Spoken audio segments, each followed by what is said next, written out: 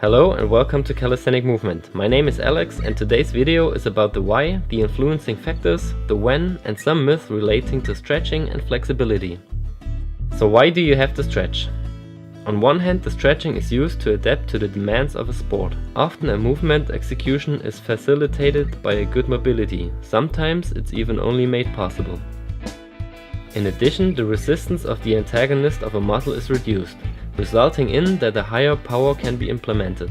A larger amplitude of motion can increase the distances of acceleration in some sports, and thereby the final performance will be increased. In some cases, a good stretch is also necessary for a healthy posture. You can see a bad posture on athletes who have trained their chest very strong and one-sided. What are the factors that influence the mobility? On one hand, the flexibility, but also the mobility is defined by genetics. Improvements by training are only possible in this predetermined range. In addition, the mobility is determined by the interplay of various muscles. It's important that opposing muscles are well coordinated when tensing and relaxing. The momentary mobility of the athlete is also affected by the physical condition and other factors such as the time of the day and temperature of the surrounding. A warmed-up athlete is more mobile than one being cold or with sore muscles. In the morning you are also less mobile as well as at low ambient temperatures. Another question is, when should I stretch? It is important that you perform a flexibility training for a muscle not directly in front of and not directly after a workout or competition, which means the burden of this muscle. A flexibility training should always be carried out separately. Of course, it is possible to stretch the leg muscles when you have previously trained only the upper body. Finally, I want to clarify a few myths. Many believe that stretching is an injury prevention, but there have been several studies which showed that there is no correlation between the mobility and the risk of injury. Rather, it seems that an extremely high, but also an extremely low mobility rather causes injury than preventing them.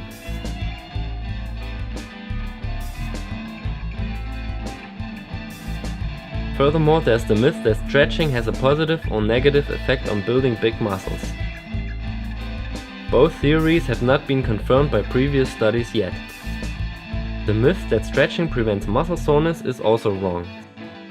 Since today scientists assume that muscle soreness is caused by small microtrauma in the muscles, it can get even worse by stretching. Perhaps many also know that feeling of sore muscles after a flexibility training. This effect confirms that statement.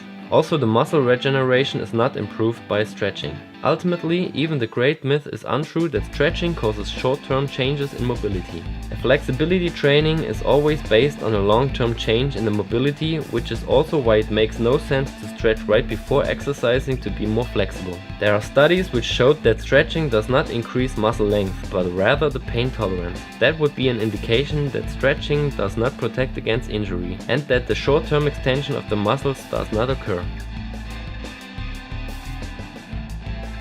I hope I could have given you a little insight into the world of stretching.